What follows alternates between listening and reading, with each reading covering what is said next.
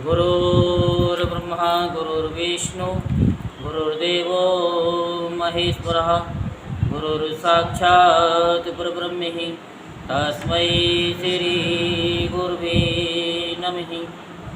ओम गजाननं भूतगणाधिसेवितं कपितजम्बुफलचारुभक्षणम् उमासुतं शोकविनाशकारिकं नमामि विघ्नेश्वरपादपङ्कजम्। सच्चिदानन्दरूपाय विश्वोत्पत्त्यादिहेतवे तापत्रे विनाशाय श्रीकृष्णाय वयं नमः।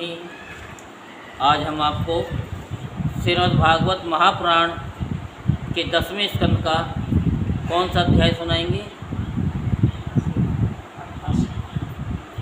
88। चलो, आप कहते हैं तो 88 सुनाते।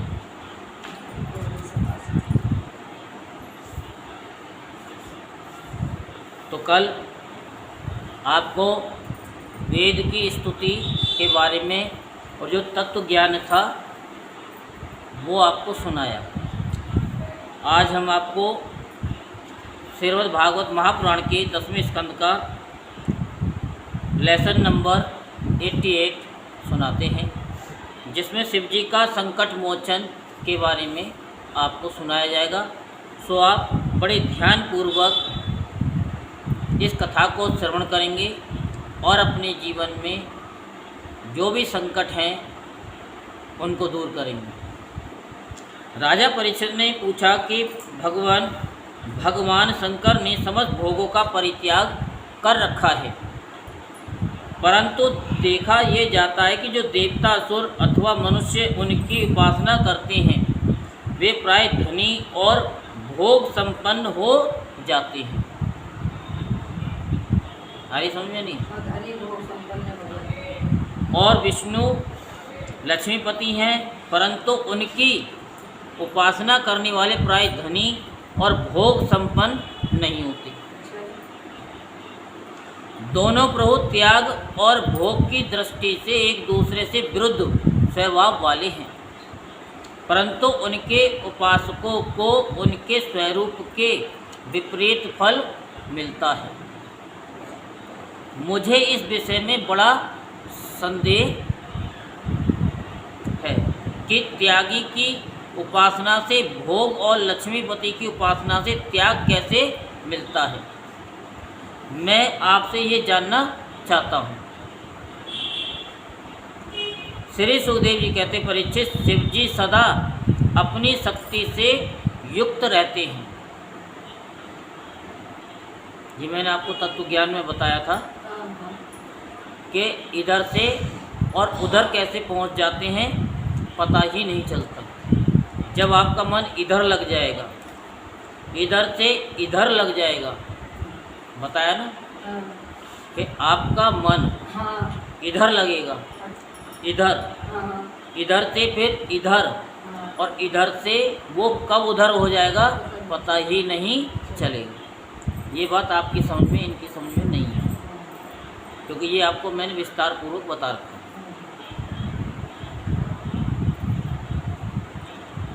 ऐसे समझो, आपने पिक्चर तो देखी होंगी, पता नहीं वो कैसे हाथ पकड़ करके नाचते हैं, एक दूसरे का हाथ पकड़ के नाचते रहते हैं। तो एक जो होती है वो पता नहीं कितने के साथ में घूम जाती है, देखा है? देखा है ना? हाँ, गोल गोल घूमती रहती है। वो आज इसके साथ में है, थोड़ी देर में वो दूसरे के साथ में घूमते घूमते। हाँ, पुरानी नई पिक्चरों में ज़्यादा आता है, पुरानी में कम। हाँ, 80 से 90 तक की। अब जो भी है, तो वो ऐसे करके वो नाचते नाचते एक दूसरे के उसमें हो जाता है। तो ऐसे समझ लो कि वो ऐसे ऐसे करके वो वहाँ तक पहुँच जाते हैं। तो वे सत्व और गुणों से युक्त तथा अहंकार के अधिष्ठाता हैं। अहंकार के 3 भेद हैं, वैकारिक, तेजस और तामस। त्रिविध अहंकार से 16 विकार हुए। 10 इंद्रियां, 5 महाभूत और 1 मन। अतः इन सबके अधिष्ठात्र देवताओं में से किसी एक की उपासना करने पर समस्त ऐश्वर्यों की प्राप्ति हो जाती है। परंतु परीक्षित, भगवान श्री हरि तो प्रकृति से परे, स्वयं पुरुषोत्तम एवं प्राकृत गुण रहित हैं। वे सर्वज्ञ तथा सबके अंतःकरणों के साक्षी हैं। जो उनका भजन करता है वह स्वयं भी गुणातीत हो जाता है। परीक्षित, जब तुम्हारे दादा धर्मराज युधिष्ठिर अश्वमेध यज्ञ कर चुके, तब भगवान से विविध प्रकार के धर्मों का वर्णन सुनते समय उन्होंने भी यही क्वेश्चन किया। परीक्षित, भगवान श्री कृष्ण सर्वशक्तिमान परमेश्वर हैं। मनुष्यों के कल्याण के लिए ही उन्होंने यदुवंश में अवतार धारण किया है। राजा युधिष्ठिर का प्रश्न सुनकर और उनकी सुनने की इच्छा देखकर उन्होंने प्रसन्नतापूर्वक इस प्रकार उत्तर दिया था। भगवान श्री कृष्ण ने कहा, राजन, जिस पर मैं कृपा करता हूँ, जिस पर मैं कृपा करता हूँ, ये भगवान कह रहे हैं, कृष्ण भगवान, उसका सब धन धीरे धीरे छीन लेता हूँ। ये प्रैक्टिकल आप देख रही हो ना, और नहीं तो मैं बाद में बता दूंगा कथा कि मैं धन छीन लेता हूँ जिस पर मैं कृपा करता हूँ, क्योंकि मैं प्रैक्टिकल वाला व्यक्ति हूँ और प्रैक्टिकल सबको बताता हूँ कि जिस पर प्रभु की कृपा होती है, भगवान सबसे पहले उसका धन छीन लेते हैं, और जब वह निर्धन हो जाता है तब उसके सगे संबंधी उसके दुखाकुल चित्त की परवाह न करके उसे छोड़ देते हैं। फिर वह धन के लिए उद्योग करने लगता है। तब मैं उसका वह प्रयत्न भी निष्फल कर देता हूँ, इस प्रकार बार बार असफल होने के कारण जब धन कमाने से उसका मन विरक्त हो जाता है, उसे दुख समझकर वह इधर यानी उधर से अपना मुंह मोड़ लेता है और मेरे प्रेमी भक्तों का आश्रय लेकर उनसे मेल जोल करता है। तब मैं उस पर अपनी अहेतुक कृपा की वर्षा करता हूँ। मेरी कृपा से उसे परम सूक्ष्म जैसे धूल की कण होती है ना, उसका भी कण सूक्ष्म से सूक्ष्म, अनंत जिसकी कोई सीमा नहीं है, उसका अंत ही नहीं है, सच्चिदानंद स्वरूप पर ब्रह्म की प्राप्ति हो जाती है। इस प्रकार मेरी प्रसन्नता, मेरी आराधना बहुत कठिन है। जैसे कल दूध वाला बताया था ना कि उसको गरम कर दिया और फिर उसके बाद में उसको जमा भी दिया ठंडा करके, और फिर उसके बाद में जब दही बन गया तो उसको कितनी चोट लगी, तब जाकर के वो मक्खन निकला, और मक्खन निकला तो फिर उसको गरम कर दिया, कितनी प्रक्रिया हो गई, और जब मक्खन का घी बन गया, क्या फिर आप उस घी को दूध के अंदर मिला सकते हो? कितना भी चम्मच से मिला लो, ऊपर ही तैरेगा। तो ऐसे ही जो परमात्मा का साक्षात्कार कर लेता है, फिर वो संसार में रह कर के सबसे अलग ही होता है। इसी से साधारण लोग मुझे छोड़कर मेरे ही दूसरे रूप अन्यान्य देवताओं की आराधना करते हैं। दूसरे देवता आशुतोष हैं, वे झटपट पिघल पड़ते हैं और अपने भक्तों को साम्राज्य लक्ष्मी दे देते हैं। उसे पाकर वे उच्छृंखल, प्रमादी और उन्मत्त हो उठते हैं और अपने वरदाता देवताओं को भी भूल जाते हैं। देवताओं को भूल जाते तो इंसान की तो बात ही क्या, तथा उनका तिरस्कार कर बैठते हैं। कहते नहीं कि भाई अब इसके पाँव जमीन पर नहीं पड़ रहे, कहते हैं वो अपना वो हो जाता। तो श्री सुखदेव जी कहते हैं, परीक्षित, ब्रह्मा, विष्णु और महादेव ये तीनों शाप और वरदान देने में समर्थ हैं, परंतु इनमें महादेव और ब्रह्मा शीघ्र ही प्रसन्न या रुष्ट होकर वरदान अथवा शाप दे देते हैं, परंतु विष्णु भगवान वैसे नहीं हैं। इस विषय में महात्मा लोग एक प्राचीन इतिहास कहा करते हैं। भगवान शंकर एक बार वृकासुर को वर देकर संकट में पड़ गए थे। परीक्षित, वृकासुर शकुनी का पुत्र था। उसकी बुद्धि बहुत बिगड़ी हुई थी। एक दिन कहीं जाते समय उसने देव ऋषि नारद को देख लिया और उनसे पूछा कि तीनों देवताओं में झटपट प्रसन्न होने वाला कौन है। परीक्षित, देव ऋषि नारद ने कहा, तुम भगवान शंकर की आराधना करो, इससे तुम्हारा मनोरथ बहुत जल्दी पूरा हो जाएगा। वे थोड़े ही गुणों से शीघ्र प्रसन्न और थोड़े ही अपराध से तुरंत क्रोध कर बैठते हैं।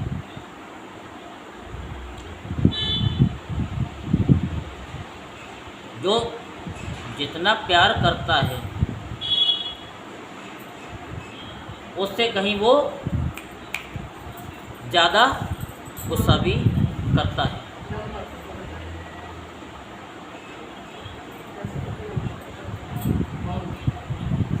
तो ज़्यादा गुस्सा भी करता है। देव ऋषि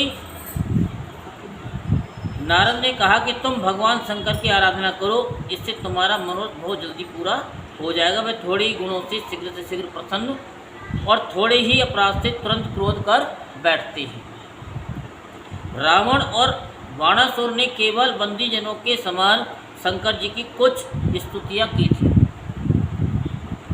इसी से वे उन पर प्रसन्न हो गए और उन्हें अतुलनीय ऐश्वर्य दे दिया। बाद में रावण के कैलाश उठाने और वाणासुर के नगर की रक्षा का भार लेने से वे उनके लिए संकट में भी पड़ गए थे। नारद जी का उपदेश पाकर वृकासुर केदार क्षेत्र में गया और अग्नि को भगवान शंकर का मुख मानकर अपने शरीर का मांस काट काट कर उसमें हवन करने लगा। इस प्रकार 6 दिन तक उपासना करने पर भी जब उसे शंकर भगवान के दर्शन न हुए तब उसे बड़ा दुख हुआ। 7वें दिन केदार तीर्थ में स्नान करके उसने अपने भीगे बाल वाले मस्तक को कुल्हाड़े से काटकर हवन करना चाहा। परीक्षित, जैसे जगत में कोई दुखवश आत्महत्या करने जाता है तो हम लोग करुणावश उसे बचा लेते हैं, वैसे ही परम दयालु भगवान शंकर ने वृकासुर के आत्मघात के पहले ही अग्नि कुंड से अग्निदेव के समान प्रकट होकर अपने दोनों हाथों से उसके दोनों हाथ पकड़ लिए और गला काटने से रोक दिया। उनका स्पर्श होते ही वृकासुर के अंग ज्यों के तो पूर्ण हो गए। भगवान शंकर ने वृकासुर से कहा, प्यारे वृकासुर, बस करो, बहुत हो गया। मैं तुम्हें वर देना चाहता हूँ, तुम मुँह मांगा वर मांग लो। अरे भाई, मैं तो अपने शरणागत भक्तों पर केवल जल चढ़ाने से ही संतुष्ट हो जाता हूँ। भला तुम झूठ मूठ अपने शरीर को क्यों पीड़ा दे रहे हो। परीक्षित, अत्यंत पापी वृकासुर ने समस्त प्राणियों को भयभीत करने वाला ये वर मांगा कि मैं जिसके सिर पर हाथ रख दूं वो भस्म हो जाए। परीक्षित, उसकी ये याचना सुनकर भगवान रुद्र पहले तो कुछ अनमने से हो गए, फिर हंसकर कह दिया, अच्छा ऐसा ही हो।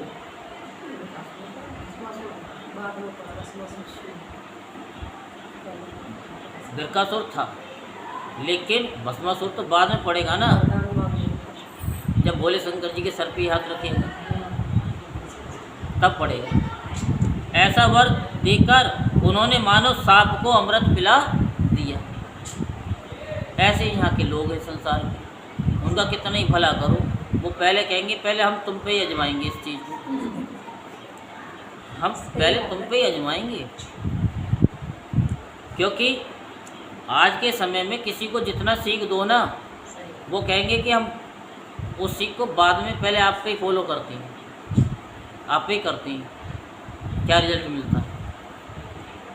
भगवान शंकर के इस प्रकार कह देने पर बिरकासुर के मन में ये लालसा हो आई कि मैं पार्वती जी को हर लूँ।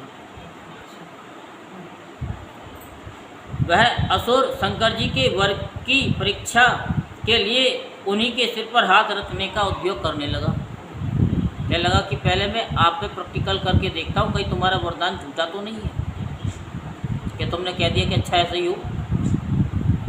अब तो शंकर जी अपने दिए हुए वरदान से ही भयभीत हो गए।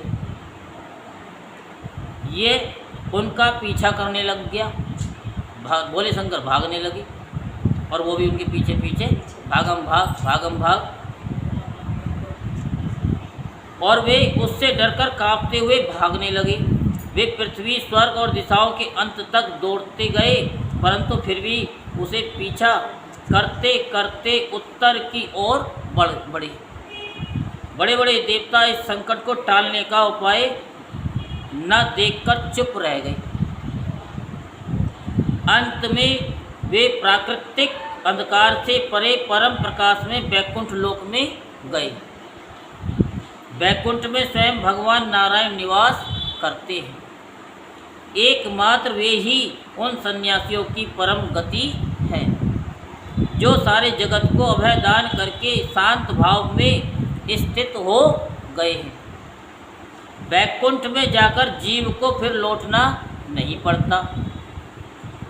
भक्त भयहारी भगवान ने देखा कि शंकर ने तो बड़े संकट में पड़े हुए हैं, तब वे अपनी योग माया से ब्रह्मचारी बनकर दौड़ते धीरे धीरे बिरकासुर की ओर आने लगे।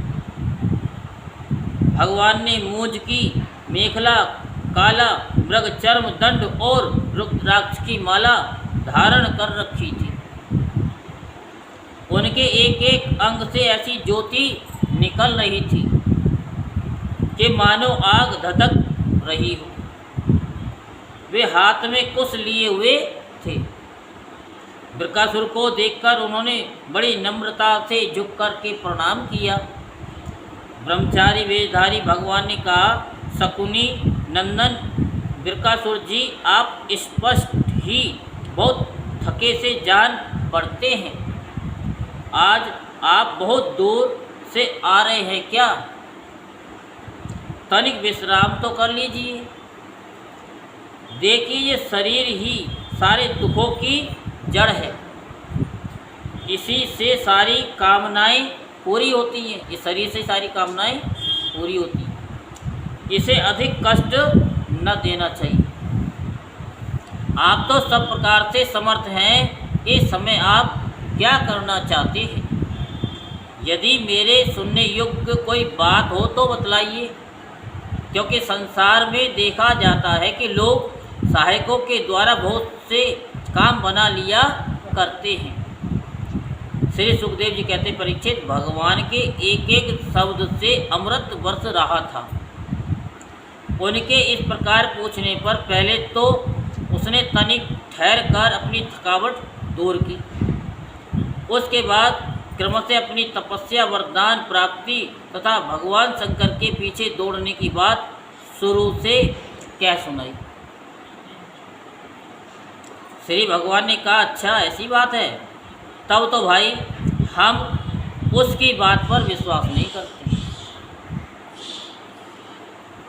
आप नहीं जानते क्या, वह तो दक्ष प्रजापति के शाप से पिशाच भाव को प्राप्त हो गया है। आजकल वही प्रेतों और पिशाचों का सम्राट है। दानवराज, आप इतने बड़े होकर ऐसी छोटी छोटी बातों पर विश्वास कर लेते हैं। आप यदि अब भी उसे जगत गुरु मानते हो और उसकी बात पर विश्वास करते हो तो झटपट अपने सिर पर हाथ रख कर के परीक्षा कर लीजिए। दानव शिरोमणि, यदि किसी प्रकार शंकर की बात असत्य निकले तो उसे असत्यवादी को मार डालिए, जिसमें फिर कभी वे झूठ ना बोल सके। परीक्षित, भगवान ने ऐसी मोहित करने वाली अद्भुत और मीठी बात कही कि उसकी विवेक बुद्धि जाती रही। उस दुर्बुद्धि ने भूलकर अपने ही सिर पर हाथ रख दिया। बस उसी क्षण उसका सिर फट गया और वह वहीं धरती पर गिर पड़ा, मानो उस पर बिजली गिर पड़ी हो। उस समय आकाश में देवता लोग जय हो, नमो नमः, साधु साधु के नारे लगाने लगे। पापी बिरकासुर की मृत्यु से देवता, ऋषि, पितृ और गंधर्व अत्यंत प्रसन्न होकर पुष्पों की वर्षा करने लगी और भगवान शंकर उस विकट संकट से मुक्त हो गई। अब भगवान पुरुषोत्तम ने भय मुक्त शंकर जी से कहा कि देवादिदेव, बड़े हर्ष की बात है कि इस दुष्ट को इसके पापों ने ही नष्ट कर दिया। परमेश्वर, भला ऐसा कौन सा प्राणी है जो महापुरुषों का अपराध करके कुशल से रह सके। फिर स्वयं जगत गुरु विश्वेश्वर आपका अपराध करके तो कोई सकुशल रह ही कैसे सकता है। भगवान अनंत शक्तियों के समुद्र हैं, उनकी एक एक शक्ति मन और वाणी की सीमा के परे है। वे प्रकृति से अतीत स्वयं परमात्मा हैं। उनकी शंकर जी को संकट से छुड़ाने की ये लीला जो कोई कहता या सुनता है वह संसार के बंधनों और शत्रुओं के भय से मुक्त हो जाता है। यहीं पर श्रीमद् भागवत महापुराण के 10वें स्कंद का लेसन नंबर 88 संपूर्ण होता। बोल वृंदावन बिहारी लाल की, बोल बाकी बिहारी लाल की। जय जय श्री राधेश्याम, जय जय श्री राधेश्याम, जय जय श्री राधेश्याम।